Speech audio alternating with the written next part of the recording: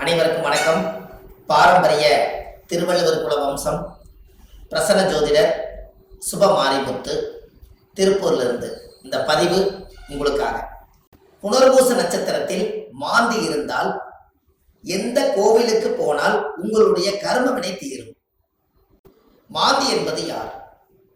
எல்லாத்தோட ஜாதகத்திலையும் பாருங்க, ஒரு சில ஜாதகத்துல மாந்தியே ஜாதக ராசி கட்டத்துல சில பேர் அதுல போட மாட்டாங்க. சில கம்ப்யூட்டர்லேயே சிலதெல்லாம் வராது. ஆனா மாந்தி பெரிய ஒரு அற்புதமான ஒரு மிராக்கலான விஷயத்தை காமிக்கும். ஏன் அப்படின்னா, சூரியனுடைய மகன் சனி பகவான், சனி பகவானுடைய மகன் மாந்தி. இந்த மாந்தி எதுக்கு அதிகமாக யூஸ் ஆகுதுன்னு கேட்டீங்கன்னா, இறப்பு தோஷத்துக்கு மாந்தி அதிகமா முன்னோர்கள் எடுத்துக்கிட்டாங்க. அப்போ இந்த மாந்தி நிற்கக்கூடிய நட்சத்திரங்கள் எல்லாம் எப்படி எல்லாம் செயல்படுது அப்படிங்கிறத இந்த பதிவுல நம்ம பார்க்க போறோம். இதை மறக்காம ஒரு பேனா நோட் எடுத்து குறிச்சு வச்சுக்கோங்க. இது வரக்கூடிய ஜோதிடர்களுக்கும் பயன்படும். நம்ம இந்த யூடியூப் சேனல் வள்ளுவர் வாக்கு யூடியூப் சேனல்ல போய் பார்க்கறவங்களுக்கும் பயன்படும். இனி வரக்கூடிய சந்ததிகளுக்கும் இது பயன்படும். மாந்திக்கு இப்படி மிராக்கள் இருக்குதா அப்படிங்கிற ஒரு விஷயத்த இன்னைக்கு நம்ம அதை சொல்ல போறோம். இப்போ உங்க வாழ்க்கையில நீங்க தெரிஞ்சுக்க வேண்டிய விஷயம், இந்த மாந்திக்கு ஒவ்வொரு நட்சத்திரத்துக்கும் இந்த மாந்தி தோஷம் எப்படி உருவாகுது அப்படின்னா, அந்த காலத்துல குழுகன் நின்ற வீடு குட்டிச்சவர்னு சொன்னாங்க. குழுகன் நின்ற வீடு குட்டிச்சவர் அப்படின்னா குழுகன் நின்ற வீடு குட்டிச்சவர். அப்ப இந்த மாந்தி போய் எந்த ராசியில் இருக்குதோ, எந்த நட்சத்திரத்து மேல ஏறி உட்கார்ந்து இருக்குதோ, அந்த நட்சத்திரத்தினுடைய திசைகள் அவங்களுக்கு தோஷம் அடையுமா. அப்ப அந்த மாந்தி தோஷம் என்பது என்ன? இறப்பு சம்பந்தப்பட்டது. உங்களுக்கு ஒரு உதாரணத்துக்கு சொல்றேன். லக்னங்கிறதா உயிர். லக்னம் தான் உயிர். ஒரு மனிதனுக்கு ஒரு தாயுடைய கருவறையில இருந்து தொப்புள் கொடி அறுக்கும் நேரம் எந்த லக்னத்துல அவங்க பிறந்திருக்காங்களோ, அந்த லக்னம் எந்த நட்சத்திரத்துல கரெக்டா நிக்குதோ, அந்த நட்சத்திரத்து மேல இந்த மாந்தியோட தீட்டு தோஷம் அதுல இருக்கு. இது உங்களுக்கு தெரியுமா? இதை நீங்க கண்டிப்பா தெரிஞ்சுக்கணும். அப்ப லக்னத்தினுடைய மாந்தி பிரேத சாபம். மாந்தி என்பது இறப்பு. அப்போ அவங்க முன்னோர்கள் அந்த காலத்துல என்ன பண்ணிருப்பாங்கன்னா, ஒரு லக்னத்துக்குள்ள லக்னம் ஒரு ராசி கட்டத்துக்குள்ள 3 நட்சத்திரம் இருக்கு. இந்த 3 நட்சத்திரத்துல இப்போ ஒரு உதாரணத்துக்கு அசுவனி, பரணி, கிருத்திகை 1ஆம் பாதம், இந்த 3 மேச ராசியில இருக்குது. ஒரு உதாரணம். அதுல அசுவதி நட்சத்திரத்துல மாந்தி இருந்தா என்ன பலன், பரணி நட்சத்திரத்துல மாந்தி இருந்தா என்ன பலன், கிருத்திகை நட்சத்திரத்துல மாந்தி இருந்தா என்ன பலன், இதைத்தான் இந்த பதிவுல உங்களுக்கு சொல்ல போறேன். இது உதாரணத்துக்காக. அப்போ ஒரு நட்சத்திரம் அந்த ஜாதகத்துல நம்மளுக்கு கிடைக்க வேண்டிய நட்சத்திரம். அப்ப எந்த நட்சத்திரத்துல மாந்தி உங்களுடைய ஜாதகத்துல இருக்குதோ, அந்த நட்சத்திரத்தினுடைய திசை உங்களுக்கு தெரியும். உதாரணமா அசுவதி நட்சத்திரமா இருந்தா அவங்க கேது திசையில தான் அவங்க செயல்படுவாங்க. அப்ப ஜாதகத்துல எனக்கு என்னங்க அசுவதி நட்சத்திரம் கேது திசை நடக்குது, எனக்கு கேது அசுவதி நட்சத்திரத்துக்கு கேது திசை நடத்துறாரு, எனக்கு ஒரு பலனுமே நடக்கலைங்க அப்படின்னு நீங்க சொல்லவே வேண்டாம். அந்த அசுவதி நட்சத்திரத்துக்கு அதிபதி கேது இந்த மாந்தியோட சாபம் வாங்கி இருக்கிறதுனால அந்த திசை நம்மளுக்கு வேலை செய்ய மாட்டேங்குது. அப்ப அதை நம்ம சரிப்படுத்தினா தானே அது நிவர்த்தி ஆகும். அப்ப அசுவதி நட்சத்திரத்துக்கு கேது, கேது என்பது பாட்டியில பாட்டின்னு வருது. அப்ப பாட்டிக்கு ஈமகாரிய செலவு செய்யாம விட்டுட்டால், அந்த முன்னோர்களுக்கு ஈமகாரியங்கள் செய்யாம விட்டுட்டா, இறந்த முன்னோர்களுக்கெல்லாம் மூதாதிகளுக்கெல்லாம் செய்யாம விட்டுட்டா, இந்த நட்சத்திர சாபம் அந்த குடும்பத்துக்குள்ள போய் அந்த திசைக்கு யோகத்தை கொடுக்கறது இல்லை. அப்ப கர்மாவிலேயே மாட்டிக்கிறீங்க. அப்புறம் எப்படி மேல வரும்? அப்ப இதெல்லாம் அந்த காலத்துல முன்னோர்கள் குளிகை நின்ற வீடு குடிச்சவர்னு எதுக்கு சொல்லி வச்சாங்கன்னா, ஒரு வீட்டுல ராசி கட்டத்துல குளிகை நின்ற வீடு குடிச்சவர் சொல்லி வைக்கல.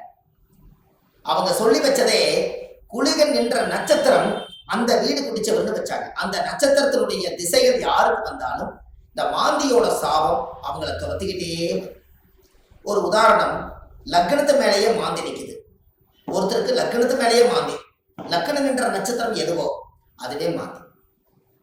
அந்த மாந்தி சாபம் இருந்தா அவங்க என்ன ஒரு அனாதி பாடி எடுத்து அடக்கம் பண்ணுனா அவங்களுக்கு அந்த மாந்தி சாபம் நிவர்த்தி ஆகுங்கிறது ஒரு நூல். ஏன் அப்படின்னா, அந்த லக்கணத்துக்குள்ள மாந்தி பிறக்கும் போது ஒரு தாயுடைய கருவறையில இருந்து மாந்தி என்பது நிலையா இருக்கிறது, ஒரு ராசியில ரொம்ப நாள் இருக்கிறது. லக்னம் என்பது 2 மணி நேரத்துக்கு ஒரு லக்னம் நகர்ந்து வெளியில வந்துடும். கரெக்டா அந்த பிரசவமாகி இந்த லக்னம் போய் கரெக்டா மாந்தியோட நட்சத்திரத்துல போய் கரெக்டா அந்த லக்னம் உட்கார்ந்துட்டால் இந்த லக்னம் வந்து தீட்டாய் போயிடும். இதுதான் அதனுடைய பரம ரகசியம்.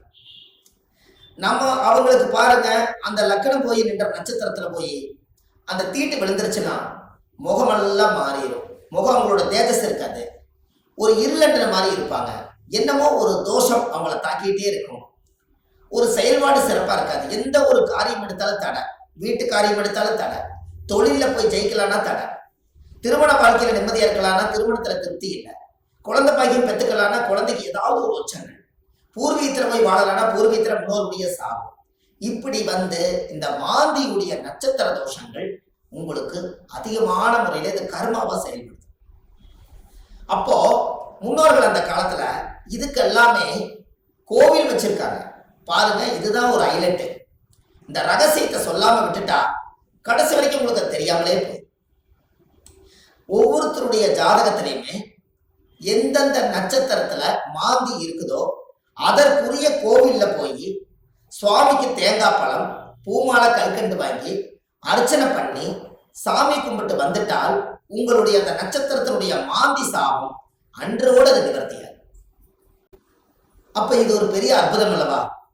இப்ப நீங்க தெரிஞ்சுக்கணும். அப்ப அந்த கோவிலுடைய வரலாறு எங்க இருக்குது, அந்த கோவிலை நம்ம எப்படி கண்டுபிடிக்கிறது, இந்த கோயிலுக்கு போறதுக்கு வழிமுறைகள் என்ன, இது எல்லாமே நீங்க தெரிஞ்சுக்கிட்டா மட்டும்தான் அந்த வாழ்க்கை உங்களுக்கு கரெக்டா செய்யணும்.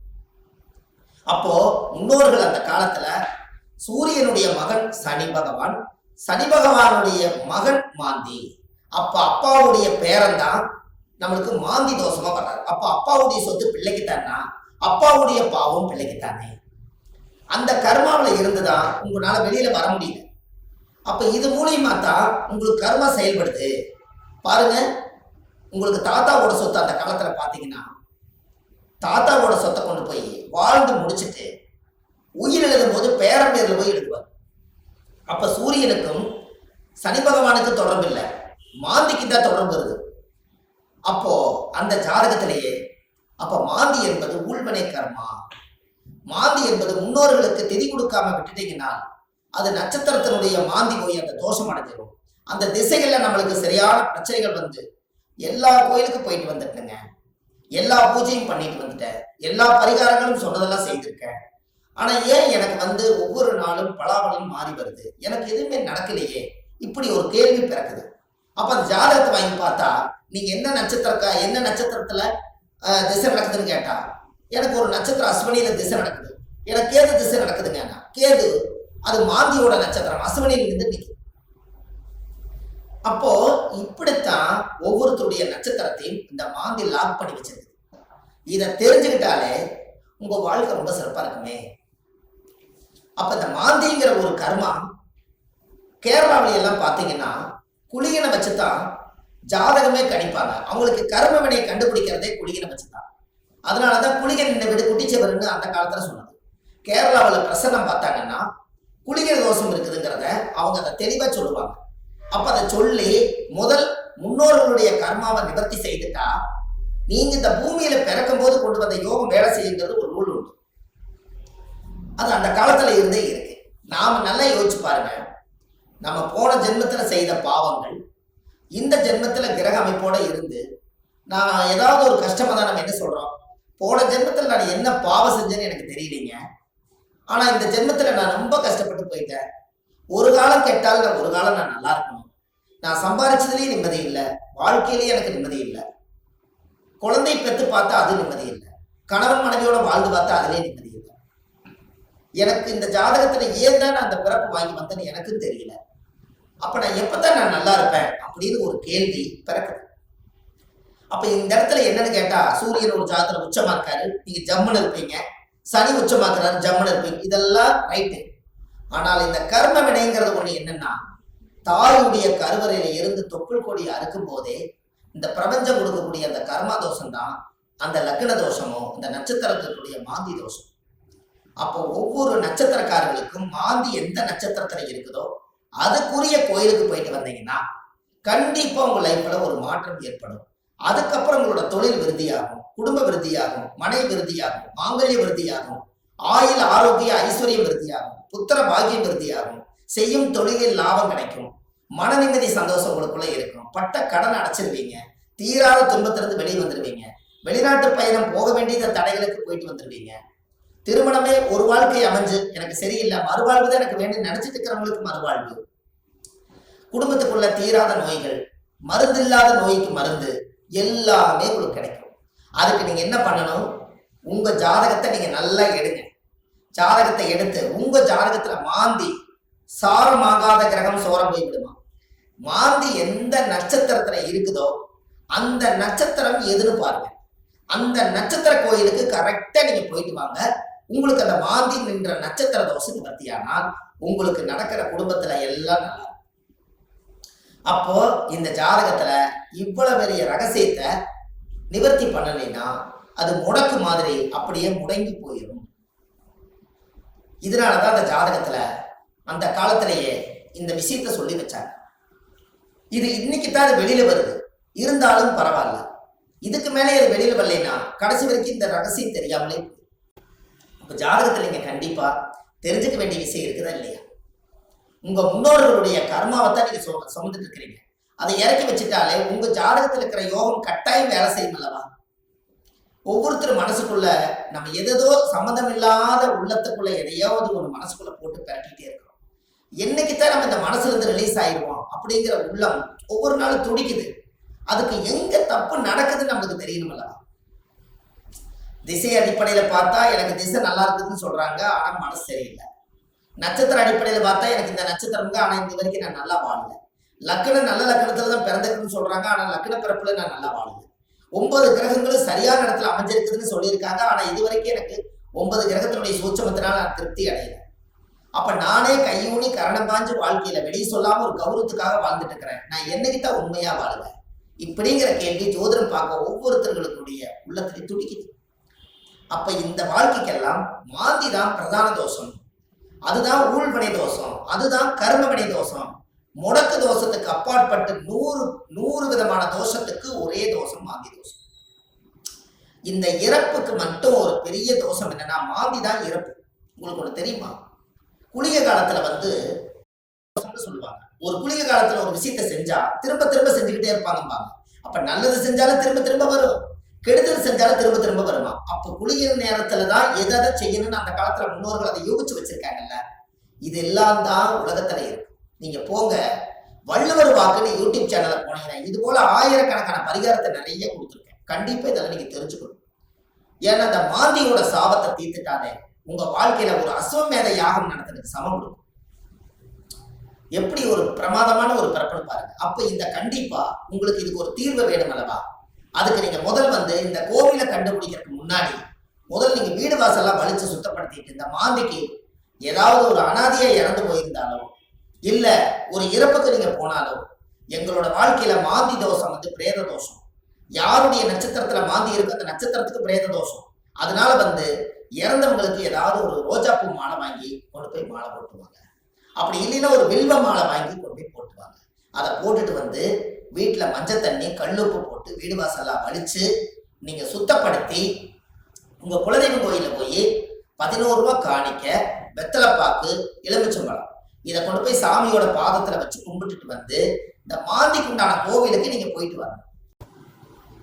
புனர்பூச நட்சத்திரத்தில் மாந்தி இருந்தால் நாச்சியார் கோவிலில், உங்களுடைய நாச்சியார் கோயில் பெருமாளுடைய அவதாரம் எடுத்த கோவில், அந்த கோவிலில் மனதார சுவாமிக்கு துளசி மாலை வாங்கி நெய்வேத்தியம் செய்து உங்க பேர்ல அர்ச்சனை செய்து வந்தால் அன்றோடு இருக்கக்கூடிய சகல தோஷம் உங்களுக்கு நீங்கி உங்க வாழ்க்கை வளமாகும். அப்ப அந்த கோவிலுக்கு நீங்க போறதுக்கு முன்னாடி இந்த வீடு வாசல்லாம் வலிச்சு நீங்க சுத்தப்படுத்தி, குழந்தை பிறந்த வீடு, வயசுக்கு வந்த வீடு, இறந்த வீடு, இந்த வீட்டுகளுக்கெல்லாம் நீங்க போகாம இந்த பிரேதத்துக்கு நீங்க மாலை போட்டுட்டு 3வது நாள்ல இருந்து ஒரு 3 நாளைக்காவது வீடு வாசல்லாம் வலிச்சு சுத்தப்படுத்தி நான்வெஜ் எதுவுமே யூஸ் பண்ணாம நீங்க பரிசுத்தமா நீங்க இருக்கணும். இருந்துதான் நீங்க அந்த கர்மவினை தீர்க்கக்கூடிய கோயிலுக்கு நீங்க போயிட்டு வர முடியும். நல்லா புரிஞ்சுக்கங்க. இதுல குலதெய்வம் எனக்கு தெரியலீங்கன்னு சொன்னால் உபாசன தெய்வம், நீங்க என்ன இஷ்ட தெய்வத்தை இப்ப வணங்கிட்டு இருக்கிறீங்களோ அந்த தெய்வத்தோட பாதத்துல வெத்தலை வாக்கு, எலுமிச்சம்பழம், பூ, பழம், கனி வச்சு சாமி கும்பிடுங்க. ஒருவேளை எனக்கு உபாசன தெய்வம் தெரியலனா விநாயகர் கோயிலை வச்சு சாமி கும்பிடுங்க. வினையை தீர்க்கக்கூடியவர் விநாயகர். அப்படி ஒருவேளை எனக்கு விநாயகர் கோயிலும் முடியலனா முருகன் கோயில்ல திருச்செந்தூர் முருகனை நினைச்சுக்கலாம். 6 பட வீட்டுல எந்த படம் வேணாலும் நீங்க எடுத்துக்கலாம். இப்படி ஏதாவது ஒரு தெய்வாலயத்துல வெத்தலை வாக்கு, 11 ரூபாய் காணிக்க, எலுமிச்சம்பழம் இதை வச்சு நான் இந்த கர்ம வினையை தீர்த்துட்டு வர்றேன், அதை தீர்த்துட்டு வந்ததுக்கு அப்புறம் என்னுடைய வாழ்வாதாரம் நல்லா இருக்குன்னு சொல்லி நீங்க அந்த ஒரு மூல மந்திரத்தை நீங்க ஒரு கோயில்ல போய் சொல்லணும். என்னன்னு சொல்லணும்? முற்பிறவியில செய்த பாவங்கள் என்னோட கர்மாவெல்லாம் தீரணும்னு சொல்லி கோயில்ல நீங்க விளக்கு போட்டு ஒரு 21 முறையாவது அந்த கோயில் முன்னாடி போய் சாமி கிட்ட சொல்லணும். என்னன்னு? முற்பிறவியில செய்த பாவங்கள் எப்பிறவிக்கும் தொடராமல் இருக்க, இப்பிறவியிலேயே என்னுடைய தந்தை வழியில வந்த கர்ம வினைகளும், தாய் வழியில வந்த கர்ம வினைகளும், என்னுடைய இந்த பூர்வ ஜென்மத்துல நான் இந்த பூமியில கொண்டு வந்த கர்ம வினைகளும் இன்றோடு நிவர்த்தி ஆகட்டுன்னு சொல்லி உங்க ஜாதகத்துல இந்த கர்மா தோஷத்தை நீங்க சுத்தப்படுத்தியாச்சுன்னா அன்னையோட உங்க வாழ்க்கை ரொம்ப சிறப்பா இருக்கும். இதை சொல்லி விளக்கு போட்டு சாமி கும்பிட்டு தேங்காய் பழம், பூமாலை, கல்கண்டு வாங்கி அர்ச்சனை பண்ணி சாமி கும்பிட்டு வாங்க. அன்னையோட அது நிவர்த்தி ஆகும். அந்த கோவில் என்னங்கிறது தான் இப்போ உங்களுக்கு சொல்ல போறேன். ஏன்னா இந்த கோயில் நம்ம எப்ப சொல்லணுங்கிற ஒரு விதி இருக்குது. இந்த அர்த்தங்கள் எல்லாம் புரியாம நீங்க கோயிலுக்கு தெரிஞ்சிட்டாலோ கோயிலுக்கு போனாலும் விவரம் பத்தாது. அதனால நீங்க இதை செஞ்சீங்கன்னா உங்க வாழ்க்கை ரொம்ப பிரமாதமா இருக்கும் என்று சொல்லி இந்த ஒவ்வொருத்தரோட வாழ்க்கையிலையுமே இந்த மாந்தி தோஷம் நம்மளை ரொம்ப கடுமையான பாதிப்புல கொண்டு போய் எல்லா மக்களையும் உட்கார வச்சதுனால இந்த மாந்தியிலிருந்து நீங்க விடுதலை ஆயிட்டால் உங்களுக்கு சுதந்திரம் கிடைச்சாச்சு. உங்க ஜாதகத்தினுடைய பிடியிலிருந்து, தோஷத்தினுடைய பிடியிலிருந்து, உங்க வாழ்வாதாரத்தினுடைய பிடியிலிருந்து நீங்க மிகப்பெரிய பிரம்மாண்டமான ஒரு ஆரோக்கியமான வாழ்க்கை வாழுவீங்க. இந்த மாந்தி சாபத்தை நிவர்த்தி பண்ணிட்டு வாங்க. உங்க வாழ்க்கை எப்படி இருக்குதுன்னு மட்டும் பாருங்க. வள்ளுவர் வாக்குன்னு யூடியூப் சேனல்ல போயிட்டு இருக்குது. ஆன்லைன்லயே நம்ம ஜாதகம் பார்க்கிறோம். Date of birth, time, place நீங்க கொடுத்தா போதும், ஜாதகத்தை கணிச்சு போன்லயே உங்களுக்கு சொல்லிடுறோம். இதுல உங்க ஜாதகத்துல கீழே போயிட்டு இருக்கிற நம்பருக்கு நீங்க ஒரு முன்பதிவு செய்து வச்சுக்கோங்க. இந்த மாதிரி 1000 பரிகாரங்கள் உங்களுக்கு எளிமையா கொடுத்துருக்கறனால இதை நீங்க ஒரு சப்ஸ்கிரைப் பண்ணுங்க. டெய்லி போடக்கூடிய வீடியோ உங்களுக்கு வந்துடும். அப்ப இந்த ஒரு சூட்சமத்தை இன்னைக்கு இந்த மாந்தி தோஷத்தை நிவர்த்தி பண்றதுக்கு கட்டாயம் உங்களோட வாழ்க்கையில ஒரு மிகப்பெரிய ஒரு மாற்றத்தை நீங்க ஏற்படுத்த போகுது. அப்ப என்னென்ன நட்சத்திரத்துல மாந்தி இருந்தால் இந்த கர்மதோஷம் நீங்கிறத 27 நட்சத்திரத்துக்காரர்களுக்கும் இந்த வீடியோவை நான் உங்களுக்கு பதிவா கொடுக்குறேன். ஒவ்வொரு நட்சத்திரக்கார 27 நட்சத்திரத்துல யாராரு இந்த உலகத்துல எந்தெந்த நட்சத்திரத்துல நீங்க பிறந்திருக்கீங்களோ அந்தந்த நட்சத்திரத்துல போய் அதுக்குரிய கோயிலுக்கு போய் வழிபாடு பண்ணிடுவாங்க. கண்டிப்பா உங்க வாழ்க்கை நல்லா இருக்கும். அதுக்காக இந்த பதிவை கொடுக்குறேன். பாரம்பரிய திருவள்ளுவர் குல வம்சம், பிரசன்ன ஜோதிடர் சுப மாரிமுத்து, திருப்பூர்ல இருந்து. நன்றி, வணக்கம்.